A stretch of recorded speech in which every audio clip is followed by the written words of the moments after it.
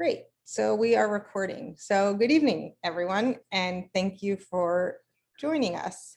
My name is Heather Bickley, and I'm the Executive Director at Media Fellowship House. And I am very, very excited for tonight's April Social Justice Earth Day event as part of our speaker series. We're going to have one more speaker series in May, and then we're going to take a little summer break and get started again close to the school year. But tonight we have Keith Kinch with us, and I'm very, very excited to introduce him. I met him in December of 2019 when I had the privilege of touring a church that was retrofit using their process, and was able to see how changing the HVAC system in this church created a community center and eventually did all sorts of wonderful things for this church and then the street. So before I tell you a little bit about the company, I do want to make sure that I introduce, we have a couple of our board members here tonight. So we have Rachel with us. Rachel is our board president. Thank you so much for joining us. And we have Carol as well, and Rita joining us. And I know they're joining us because they care about environmental justice as much as I do, but they're also joining us, I'm thinking, because we're considering doing work with Bloc Power.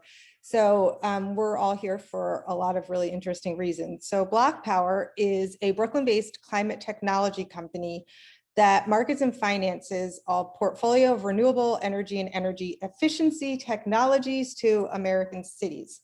Their goal is to help make cities greener, smarter, and healthier. They've been around since 2014, and the company since has retrofit more than 1,000 buildings, specifically in disadvantaged communities in New York City, and they have projects underway now in 24 cities. Let Mr. Kinch talk to you about what their process is, but just in the conversations that I've had, I feel like I've taken an entire Science 101 class. My vocabulary's been improved with science knowledge. I know what retrofit means now. Mr. Kinch is no less impressive than his company. He's the co-founder and general manager of Bloc Power, and he's had a very long career and history of activism.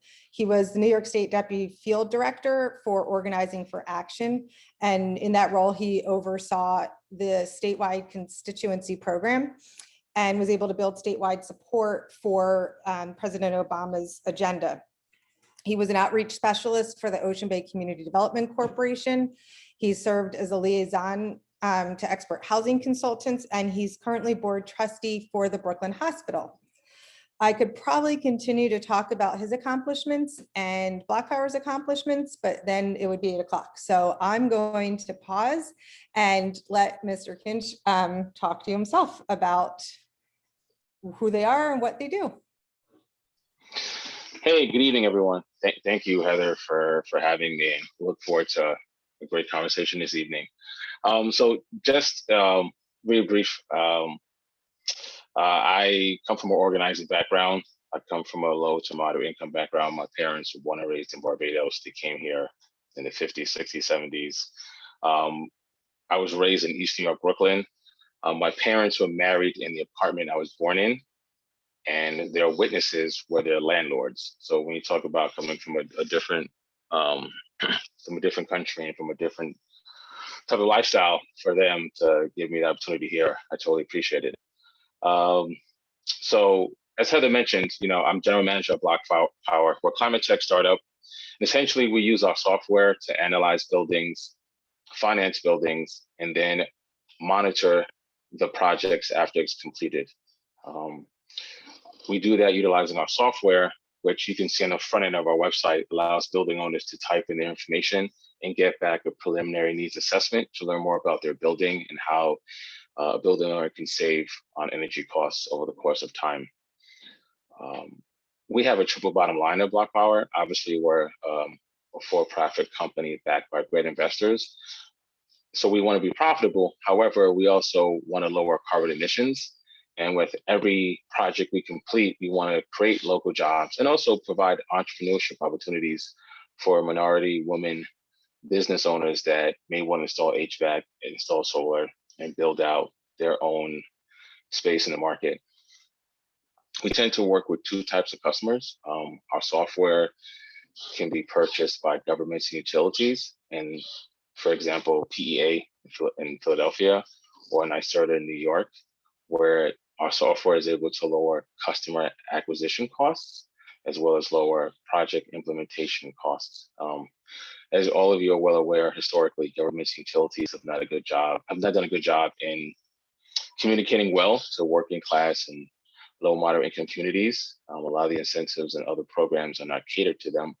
And up until recently, the idea of doing clean energy projects in single family homes, multi-unit homes, houses of worship that were working class, low to moderate income really wasn't heard of, and the incentives proved that. Now that's changing. However, there is no trust equity in these communities, and our data-driven approach combined with our community data approach allows us to connect to building owners. So many on the call are better than me at talking to building owners in your communities because you're trusted. Building owners trust other building owners, but they also trust people in their neighborhood. So whether it's an imam, rabbi, pastor, or someone like on this call that's done work in the community for years, if you tell them, hey, I think you need to install solar or air source heat pumps, they're gonna listen more than a utility or even myself. So when we work in cities, yeah, our technology is great and we're able to connect to building owners, but it's also helpful that we have strong partners on the ground. So that's how our community data-driven approach works. We're able to connect to folks on the ground based on our experiences in the company. Danielle and I have an organizing background, and we work with partners like yourselves to connect to building owners. We then complete demonstration projects. We show value add, and then we work with government utilities to scale out this program or start a new program. The other thing we do, and I mentioned it earlier, was financing. A lot of building owners pre-COVID, even now, just do not have the upfront capital to complete projects. A project that may cost $40,000, $60,000, $80,000, if it needs 20% down, 50% down to complete the project, most building owners don't have that. So we offer a no money down lease option, similar to leasing a car, where a building owner can purchase new equipment, install it, and for the life of the lease, which could be as low as 3 years, as long as 15 years for a lease, they have new equipment in their building, whether it's an air source heat pump, solar, new windows. They have a lease payment. The lease payment is sometimes 20 up to 70% less than what they're paying on annual energy costs and operating and maintenance of their old system. And because we're helping them with operating and maintenance, that's one thing they're not worried about over the course of the time of the new equipment. Finally, our no money down lease option does not come with a lien. Many programs across this country, provide low interest, no interest financing to building owners. We have to put a second lien on your house, put debt on your balance sheets, and we're not doing that because we know historically that also may take away, for many people, the only thing they have was considered wealth, which is their home or their house of worship or their multi-unit building. So we don't want to do that. We've, to this point, we've completed now over 1,100 projects over the last 8 years. A couple of them have been in Pennsylvania. In 2017, we partnered with the Philadelphia Energy Authority to run a multifamily affordable housing pilot. We work closely with Mission First Housing, Friends of Rehabilitation Program. We work with Pico Energy, CMC Energy Services, and Philadelphia Gas Works. And our goal was to look at a handful of senior housing in a given neighborhood and utilizing our software and our analytical systems, find out the best retrofits to complete in those buildings. One, to lower costs for the building owners, so they have more money to keep the building in shape and provide more services for seniors and folks in the building. And two, to provide more comfort to the folks in the units. Obviously, I learned this, my mother lives with me. So like she wants it 70 downstairs. I want it 61 upstairs. The ability to zone out, right? And being able to keep everyone comfortable and also safe is important. More recently, we found, as we're all going through this pandemic, that energy savings is great for building owners, but health is more important. We're finding now most building owners, when they think about upgrades in the building, they're thinking about air quality, right? And if you think about environmental justice and climate change and social justice, they collide, because if you look at the highest asthma rates in the country, they're primarily in low-income areas in Black and Brown communities. Those are buildings that are most underserved. Those are buildings that have the least amount of incentives, the least capital. So we have an opportunity with the climate crisis, economic crisis. We're having a huge racial conversation in this country. And we're looking at an economic crisis. And we're thinking about how can retrofitting buildings and upgrading buildings check off all those boxes? How can we generate equity across the board? And especially air quality. You know, if you we're all sitting in apartments in our homes in different places, you have to ask yourself, is your building a mitigating factor or an exacerbating factor for, you know, airborne particulate matter that may affect asthma and affect our young folks and our seniors? So that's more than ever something that we're talking to building owners about, and they are very concerned about. So I will stop there. I will take some questions. Hopefully, people will be nice to me. We'll go from there. I'm talking on mute. We have a wonderful community. Everybody will be very nice. I have about a dozen questions, but before I ask, does anybody else have any questions that they would like to start with? Feel free to just pop in if you do. So while everyone's, how do you identify candidates for your services? So do the Sure. candidates— Hi, Jennifer. Great question. So we have a internal targeting tool that utilizes public data on buildings and proprietary data on buildings to target inefficient buildings. So for example, we look at roofs, age of roof, age of boiler, historically how old buildings are in a given area. We look at proximity to ownership. For instance, there's some buildings that are owner occupied. You may have a 6-unit building and the owner lives on the first floor. Maybe the owner lives 5 miles away. So historically, if you live in a building, you have more incentive to keep the building upkeep if you're an owner, or maybe you live 5 miles away, you're in the community. So you have more assuming you have more equity in community. So we utilize the items I mentioned and some proprietary data we have, and we create a score for each building, a targeting score. And we'll look on any given block. You think about any given block in, you know, King of Prussia or Delaware County, there may be 10, 15 buildings. It'd be great to talk to all 10, 15 buildings, but if we know based on our score that 5 of those 15 buildings fit the model of old heating system, maybe it's owner occupied, maybe there's other things in place, maybe there's some incentives that the city and state are offering, we're going to talk to those buildings first. And then we're going to either get them to submit a building intake form to our website, or we're going to work with them to submit that intake form. I hope that's helpful, Jennifer. Can I ask a follow-up to that, unless Jennifer has one? I'll wait in the chat. So do you know, I came to you to talk about it. Does that happen also? Do people find you? Yes, we're thankfully. I think the last 2 years we've had more inbound inquiries than outreach. We do both, but part of it is because, you know, Danelle has a great story as the CEO of the company. He does a great job promoting the company. So anytime there's a, you know, national news story, like he was on the cover of Washington Post, I think 2 or 3 weeks ago. One of our projects was featured on the Weather Channel in January. So usually when those things happen, we have an influx of inquiries to our website, and people have interest in how we can help their buildings. But at the same time, to your point, we still do outreach. We still, you know, we have events like this where we talk to building owners in a group, Zoom, or one day again in person.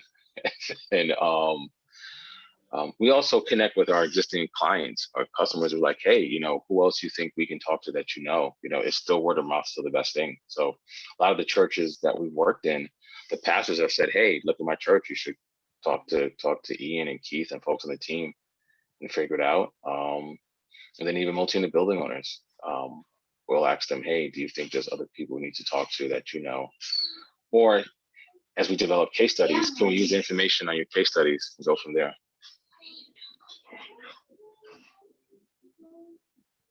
I keep talking on mute. I keep muting myself every time just in case my dog barks.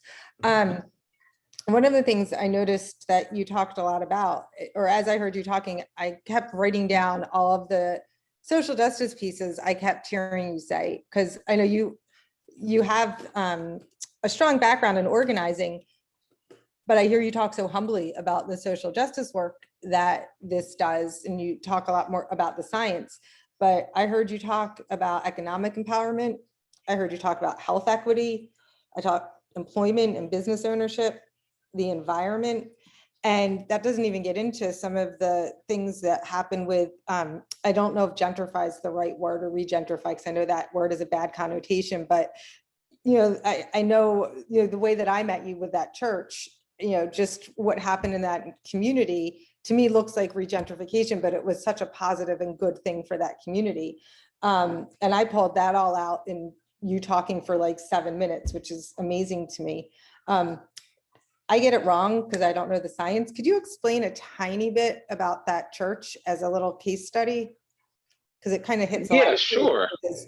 Sure. So the church, it's called St. Bartholomew's. I think this was the church that was featured on the Weather Channel with Danelle.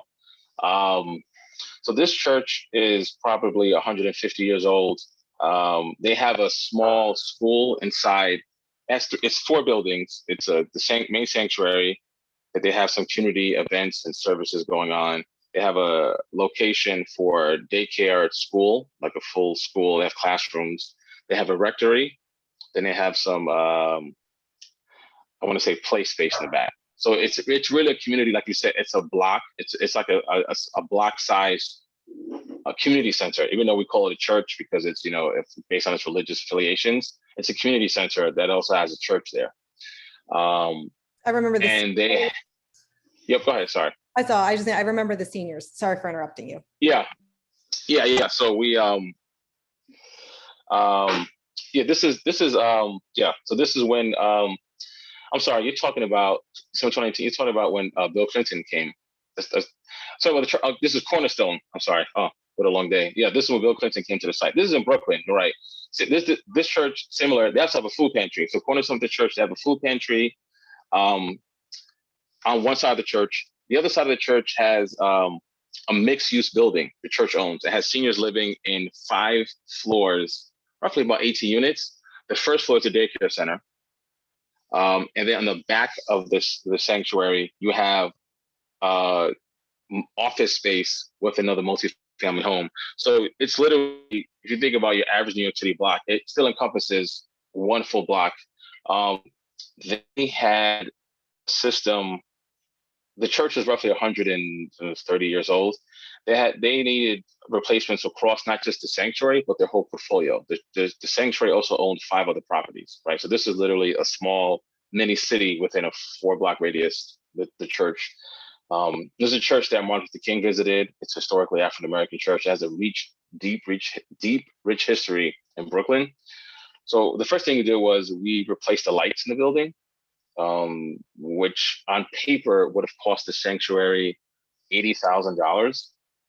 However, because we were able to connect the sanctuary with incentives through Con Edison, it was at no cost to the sanctuary. So literally $80,000 of lights was installed. Second thing is, they have a food pantry, they have heating and cooling. They needed a new chiller for the rooftop. We were able to work with them and find them a contractor to install a chiller.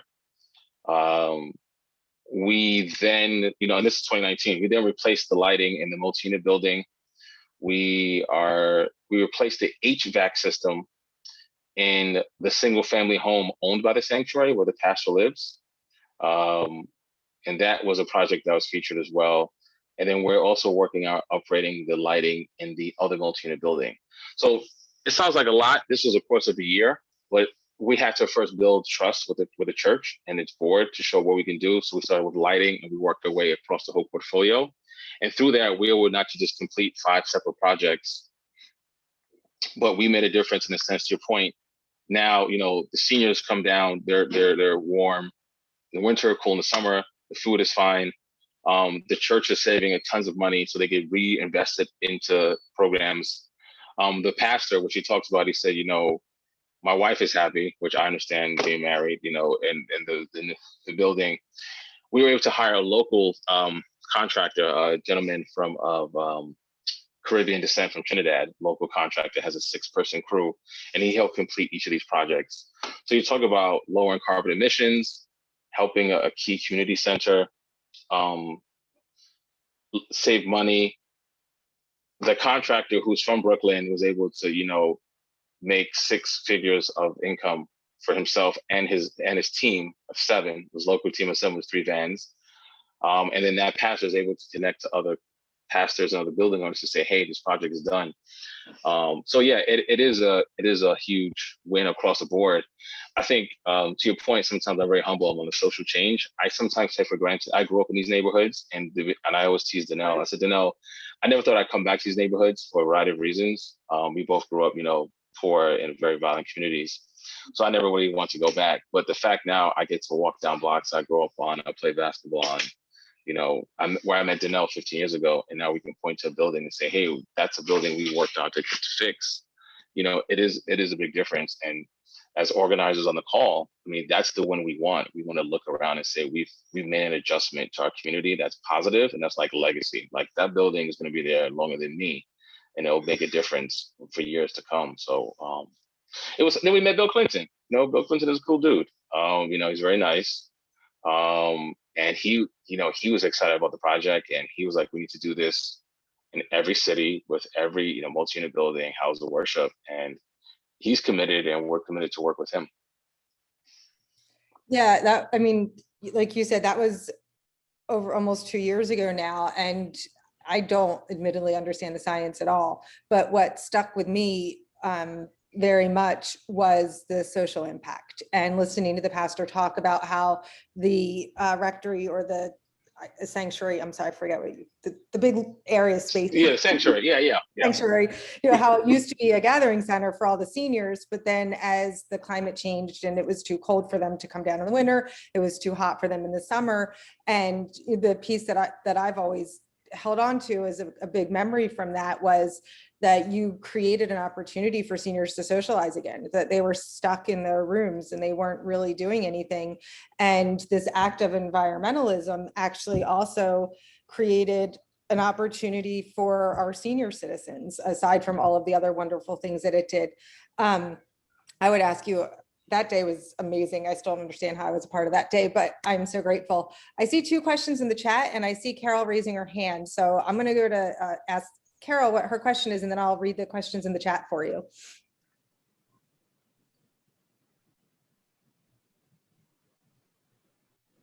Hi, Carol. Question? Carol, you're not on mute, but I'm sorry, I can't hear you.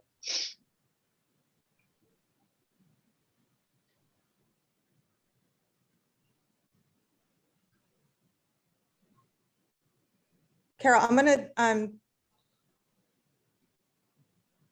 I can't hear you. I'm so sorry. I'm gonna read one of the questions in the chat, and maybe you can type your question in the chat while you figure out the sound or whatnot, or you can call me and I'll ask it for you too. So Jennifer Atkinson said again, she might be getting ahead, but it sounds like one of the goals is to reduce carbon footprint. How do you measure whether that's been successful or not? And do you have statistics on the aggregate impacts of your services? To answer your second question first, yes, we do have some statistics that on how we've lowered the carbon footprint based on our 1,100 plus projects. Our measurements are based on, the standards that federal government, state governments utilize. We look at what what the building is currently emitting in regards to emissions prior, right? We look at annual usage of energy. We look at how the building is set up. We look at what they're utilizing to heat and cool the building. And then we get a number. And then we look at what the potential for reduction looks like based on the recommendations we provided. And then once we've completed the project, we have to monitor to confirm how much of that reduction has occurred. So we call it M&V for short, but it's measurement and verification. It's something that a lot of utilities and governments actually ask for. And when we work with governments and utilities as a vendor, they ask us, how can we work with you to track these savings of our emissions on top of jobs created. So we definitely have that. I don't have it in front of me, but we have an impact report, as we call it, on what we've done and where. and it's definitely helpful to key constituencies with the work we're doing.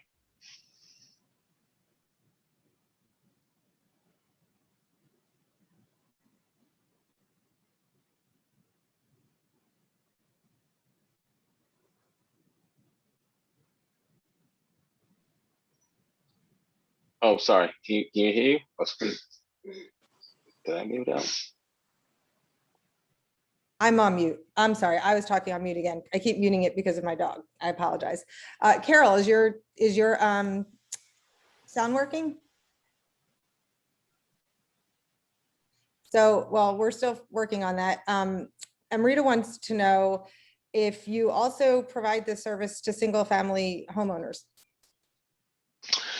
Yes, we work with any building that's not a skyscraper. We do focus on small to medium sized buildings.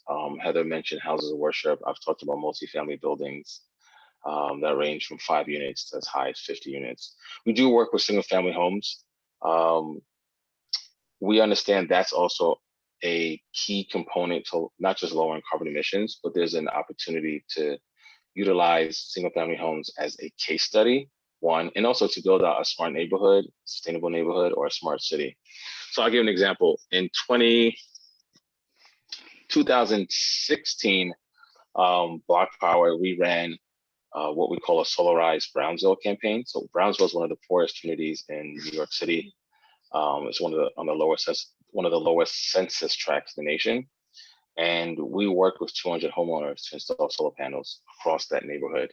So they were able to not just save energy by each building owner, but they're able to show that, regardless of income and area and zip code, they can be an example to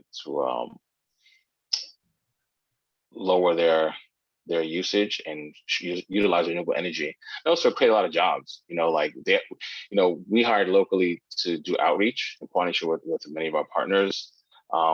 There are folks that are trained to install solar.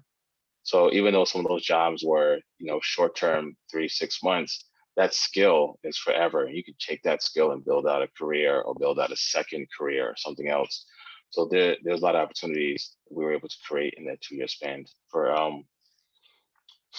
installing air source heat pumps and otherwise. Yes, we've done that in single family homes. We've done them in New York. We've done them in DC. We're finishing one in Vermont right now. And we have one in Oregon that we're going to start, I think, in end of May. So if you have a single family home that wants to do something, feel free to go to our website and plug in your information. Tell 499 of your friends as well. Yeah, well, hopefully we'll be some version of a demonstration in Delaware County, and then people can see the impact. I have a bunch more questions about that in particular. One quick question, and then there's from me, and then there's two more here, and hopefully Carol's working. So when you do this work, because you're putting solar panels on the roof, correct?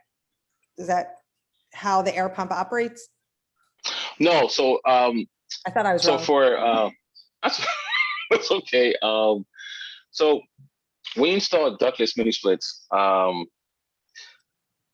If anyone's been to a hotel or been to a restaurant where you see that one big system that does heating and cooling, like you go into a hotel and you walk past the bathroom, you see this big unit does heating and cooling.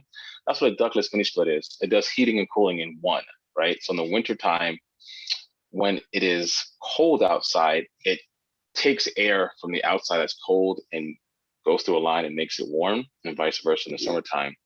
And it's done through electricity.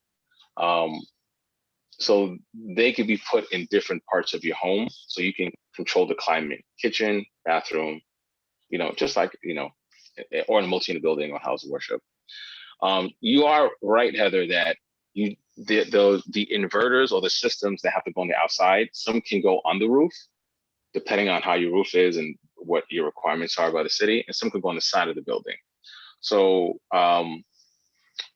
the project that I mentioned that was at the pastor's home, they all went at the side of the building. It was easier, and they're called inverters.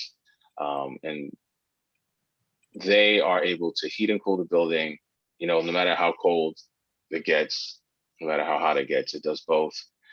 the building wasn't oil. They're spending 25 grand a year to use oil to heat the building and also heat up the hot water.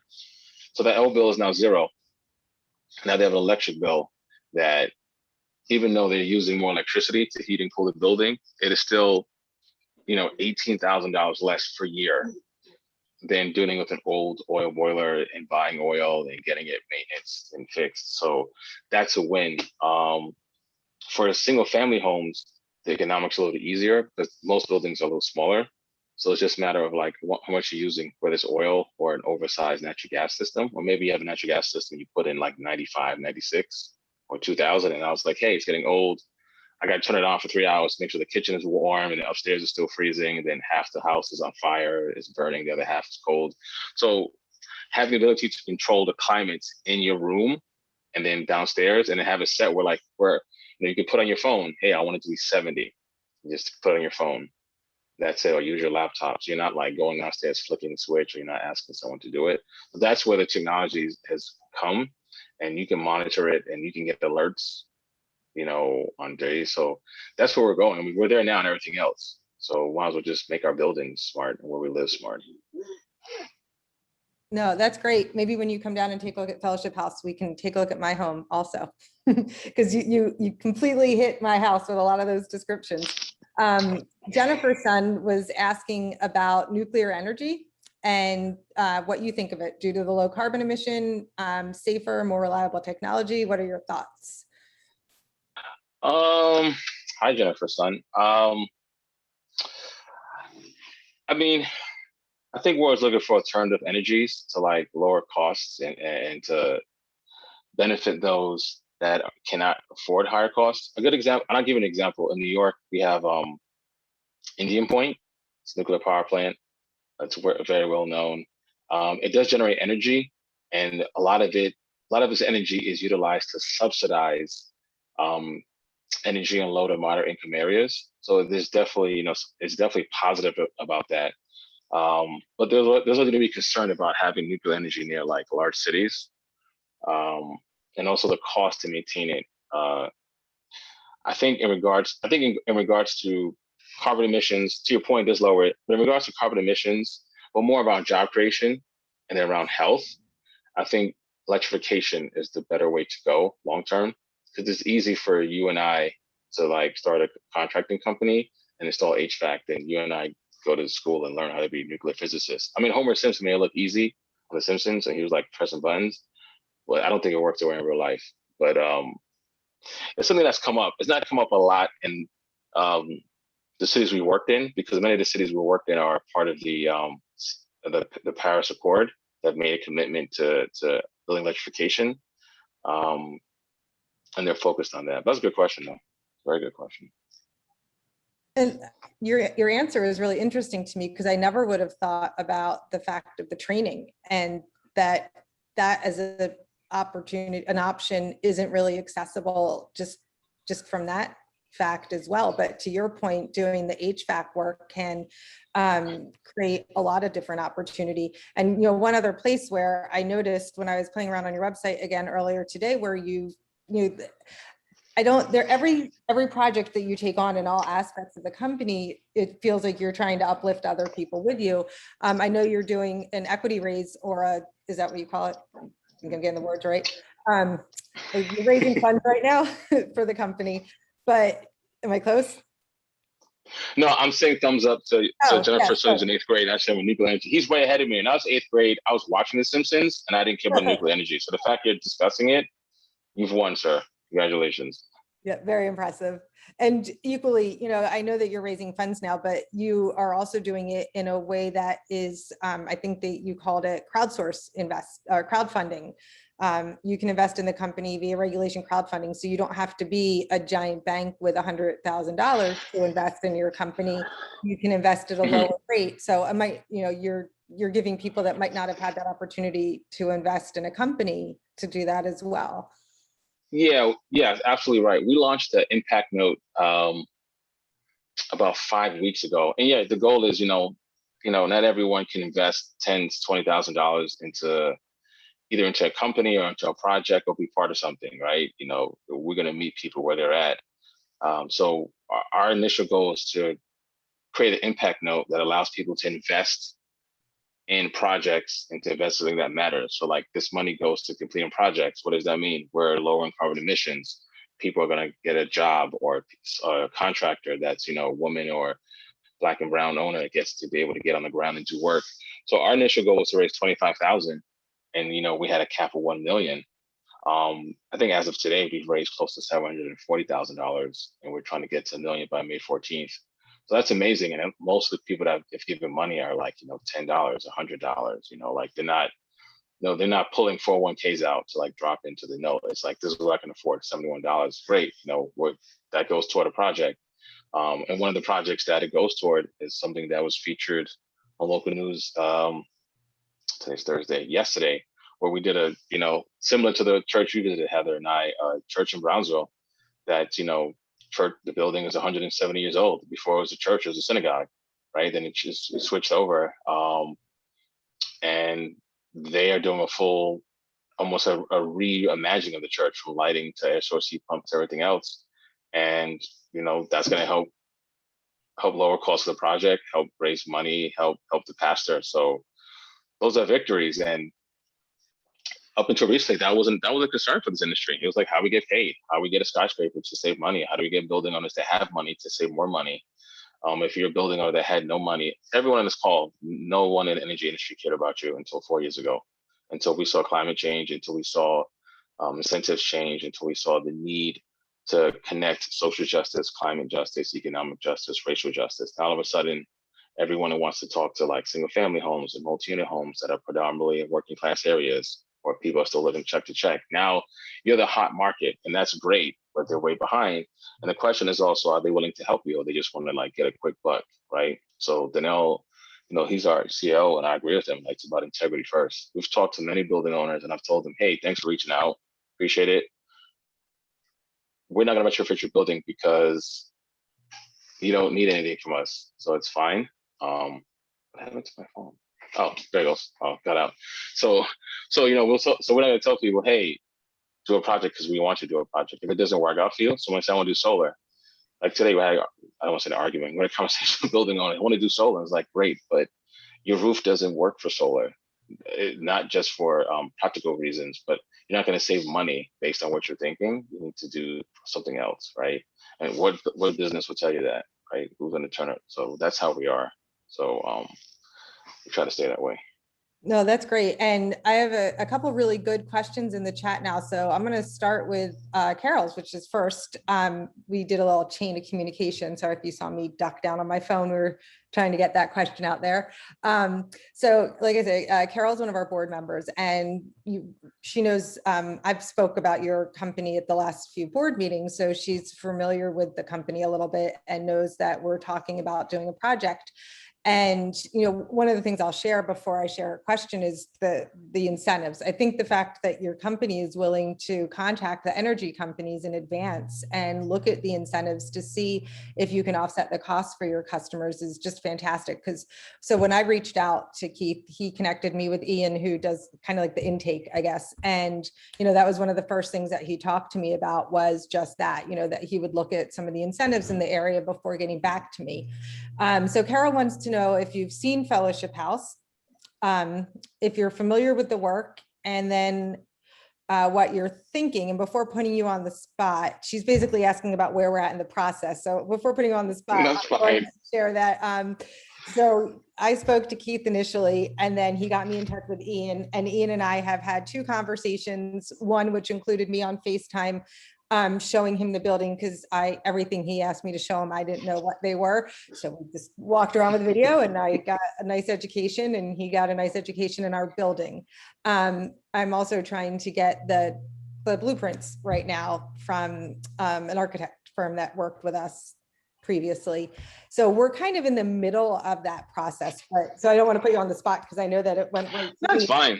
That's my job. I'm always on the spot. That's every day. I mean, to Heather's point, I mean, yeah, Ian Harris is part of our sales team, to Heather's point, and part of the process we have, and I'll go through the process. One is called intake form, whether it's either over the phone or through our website, or to Heather's point, we also utilize remote videos where we learn more about the building, like, year, what type of systems you're using, fuel, other items. So we get an idea, just a baseline, right, on some of the issues. So it's always easier once you say you're on oil, we know off the bat, like if you're on oil, you're already negative dollars, right? Doesn't matter where you are. Negative dollars, not just in the sense of like how much you pay for oil, but the inefficiency of oil, one. Two, oil allows for oil is an exacerbating factor for particulate matter in the building.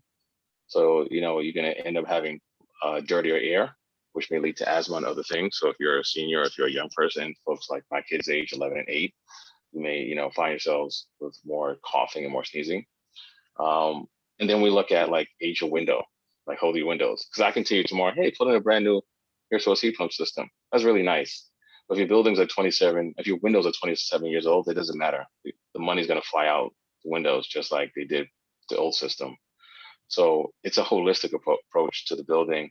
To your point about the incentives, yeah, like that's the part it's handholding. Like the average person has time to like do an analysis of the building, get information, look up incentives, come back, work with a contractor, find a contractor, manage the construction. Then when it's done, confirm the construction's done, and then monitor the project afterwards. We do all of that in-house through our software and through our team. So for building on it, we're just going to hold your hand through the whole process, right? And then when it's done, you're like, well, thank you. And that's how we're going to get to scale in communities that have never done these projects for a variety of reasons. And also the industry has to learn to just be like, they don't have to learn. We'll do all the work for them to be more, to have more integrity and get the job done. People don't like hearing that when I say that, especially some of our partners, but that's how I roll. I'm very transparent. No, that's great. I'm excited to hear back from Ian. I know we've had a few conversations and we're kind of mid-process. I just sent them a text. I told them, please reach out to Heather tomorrow. So I put him on the spot. And this is on video and it's recorded. So it'll be part of the recording. So it's forever now. It's memorialized. Yeah, tell him to head on down here because I have 2 buildings that I can show him now. And, I think I shared with you on our first phone call after I think we blocked out 30 minutes and spent 20 minutes talking about the Caribbean and then realized that, oh no, it's always nice to find other people who call that place home. But, I think, I said the Caribbean and I totally lost my train of thought, but I'm very excited for him to come down and take a look at the building and take a look at our house, my home, because, like I think I shared with you, and this is the train of thought I lost. Our goal is to spread this throughout the community. And I think the specific situation that I shared with you is some of the challenges that are going on in Chester, which is a community right near us. They were one of the original Superfund sites, and they have a long history of injustice that has been enacted upon their city. Currently, the school system is having challenges again. And so somehow just the way your work intersects in a lot of different areas, it hasn't clicked yet in my head, but I know there's a way that it's going to help Chester in a lot of different areas. Once I figure that out, I have 2 more, and you helped me figure that out. I have 2 more questions here. So who's asking this? Allie wants to know, she said, it seems like the community buildings that you've worked with can generate interest among others, specifically renters living in the multifamily unit buildings. Have you come across any resistance to working with multifamily building owners? And have you found out how to best engage with the building owners if the renters or community leaders express interest? So, I mean, the short answer is no. Most building owners we talk to, they have limited options. One, because the systems are old and they need to make a change. And 2, with a lot of our projects were done in New York City. And for those who are not following New York City in regards to how we look at clean energy, we're way ahead of the country in regards to our policies. So we have a very strong stick to go with our carrot to get building owners to move. So right now in New York City, number 6 oil is illegal. Number 4 was supposed to go offline in 2030, but they may move it up to 2025. So now as a building owner, you have limited options on oil. There's a new law called Local Law 95, which is like a building grade. So if you ever been to a restaurant and see like A, B, C, D on a restaurant, they have those on buildings now. So like you can go eat at like an A+ restaurant and go home to a C+ building, right? So you eat well, but your building is killing you, or just poor energy. So now there's a public shaming of building owners who now more than ever, due to vacancies and other things, need buildings to look good, not just internally, but have that B or A grade. And then finally, tenants are asking questions to the building owners, like, is this building safe, right? Not like structurally safe, like air quality otherwise. So no building owner wants to be, the guinea pig for being the worst landlord due to air quality or due to the laws I mentioned. So that's been helpful in New York State, New York City area. Outside of that,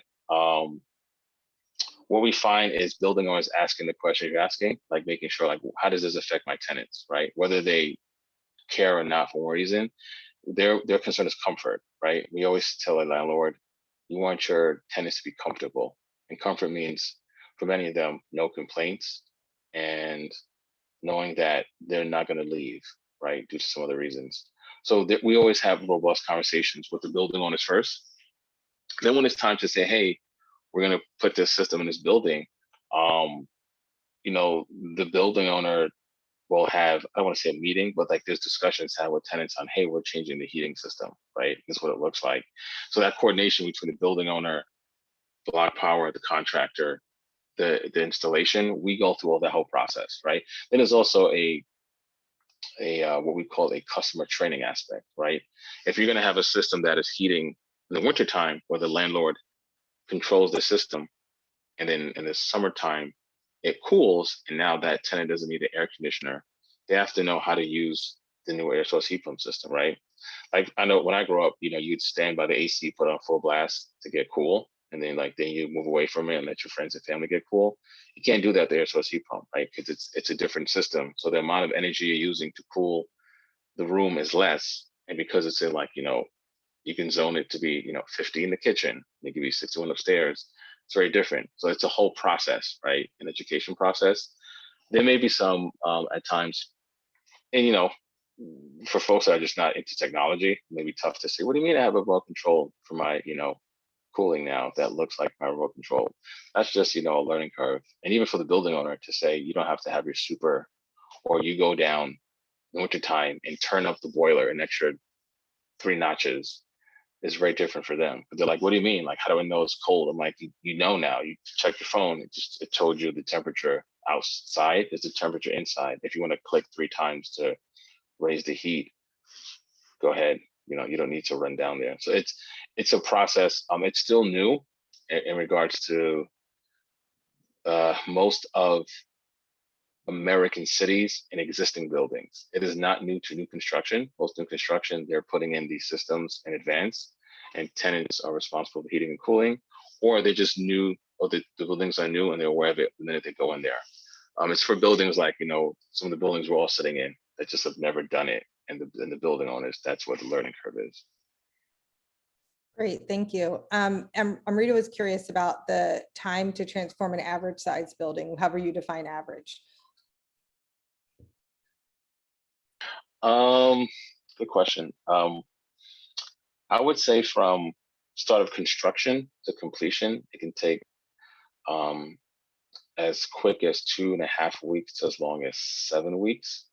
And I would say I would range from a single family home that maybe you're installing 2 or 3 ductless mini splits, maybe you're putting in solar, to the church that Heather visited, or maybe a larger church that was on the Weather Channel, that it may take several weeks because you're putting in so many systems in different locations. And in the multi-unit building, you have to figure out obviously the tenant schedule. Like, hey, this Thursday from 8 to 12, we need to get into the apartment to make the adjustments.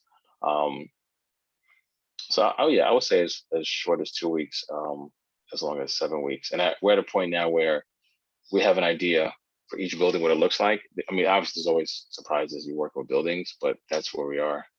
And the more we do, the better we get. And then, and that's the actual engineering aspect of it, as opposed to the, like, Is that like from the first call to the finished?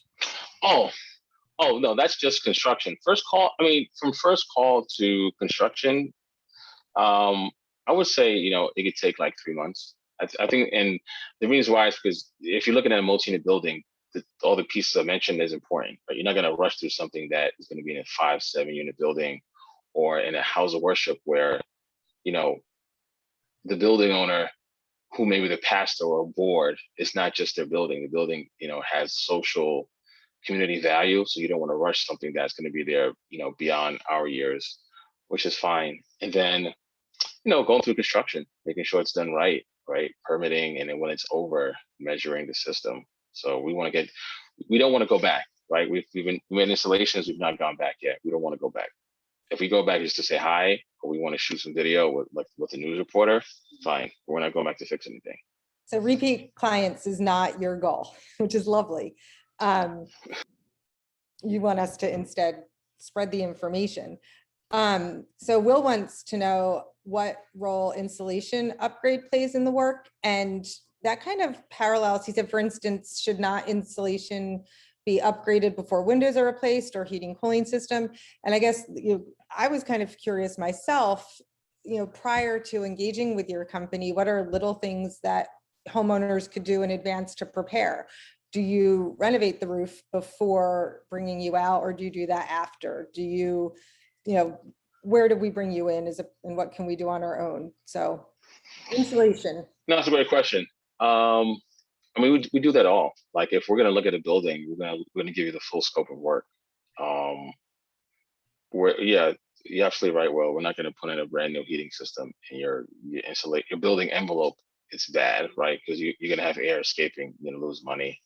And when we do provide through our website, when you fill out your building intake form, and you speak to Ian or someone on our team, and we provide you with what we call a preliminary needs assessment. It talks through that. It talks like, hey, caulking, installation, right? Your door, right? Just your door need to look at where the ceiling is. Then it gets into like more moderate to comprehensive items. And then to Heather's point early on, what incentives ideally you can connect to either offset the cost or lower these costs within, your given where you live at. And then at that point is your choice as a building owner. We're just gonna recommend what we think you need to do. And when we feel this the best way forward, if you're like, hey, I want to do this, we're like, well, this is what we recommend. We want to be clear.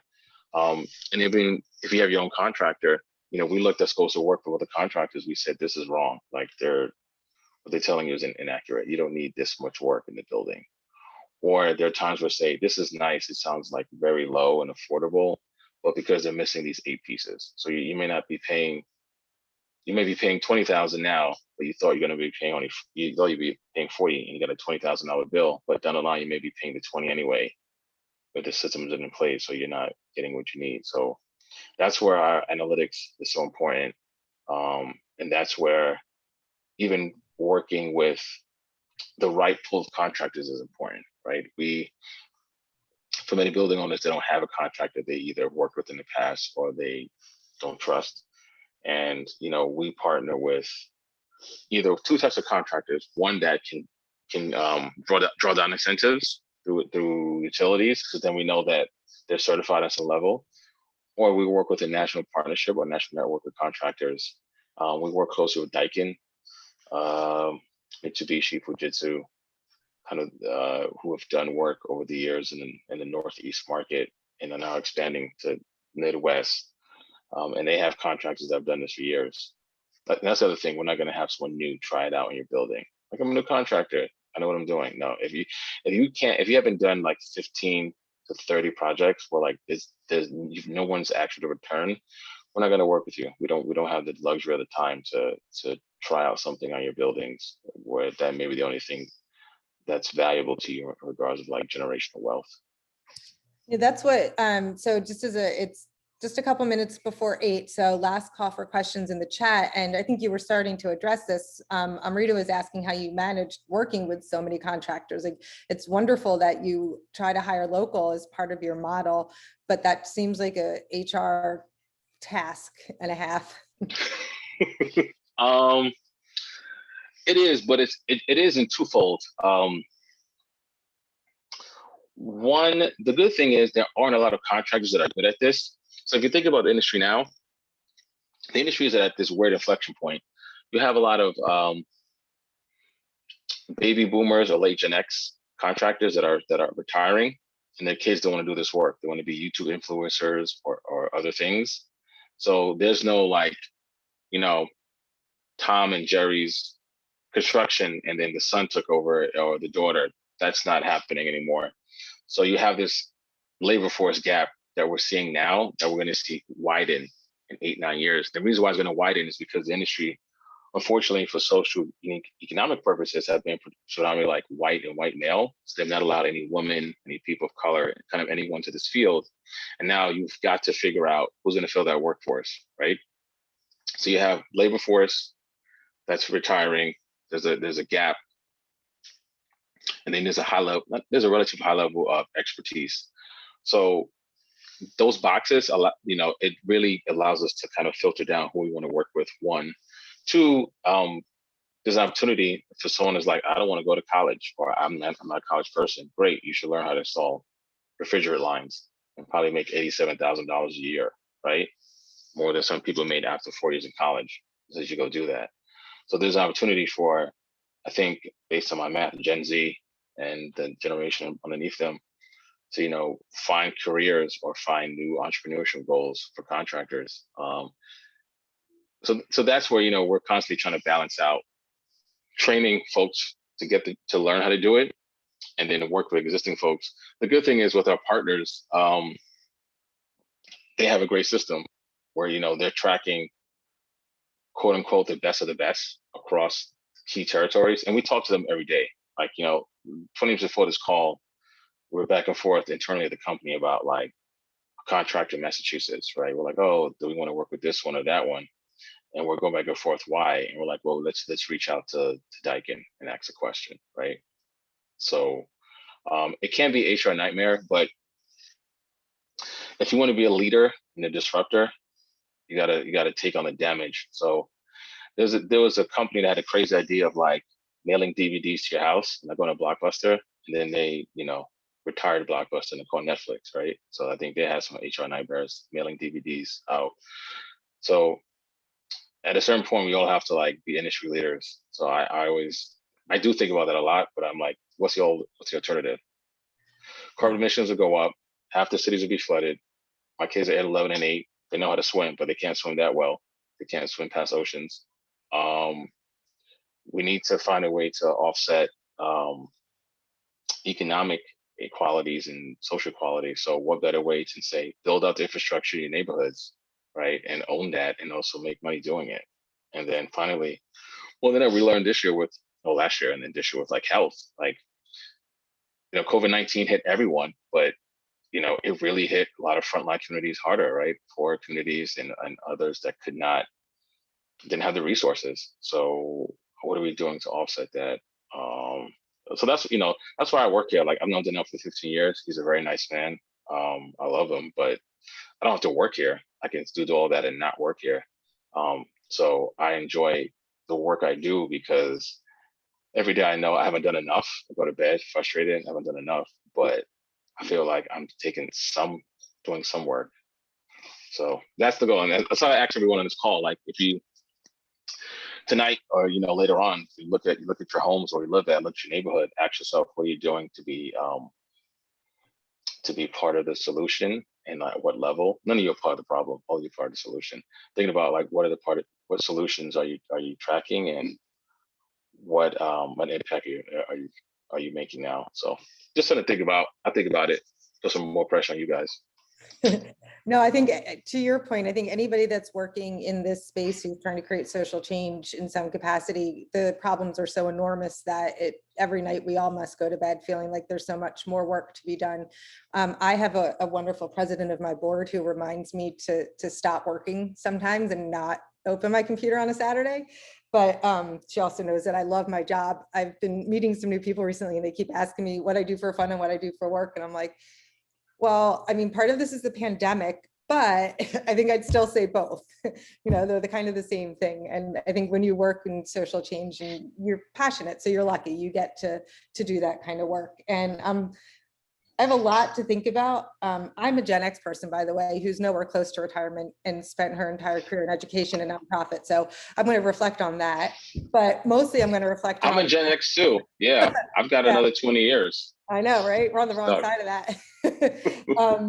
But mostly I'm going to reflect on the science, and I've learned so much tonight. And I've said this to you every time we speak, what I'm most impressed with is the holistic way that you try to make sure that every piece of your company and your projects are creating opportunities for others and working towards equity. I'm really hopeful we'll get to be one of your partners one day. I put the website in the chat. If you didn't catch it, my email is heather@mediafellowshiphouse.org. Their website's very easy, Bloc Power, no K, BLOCPOWER.io.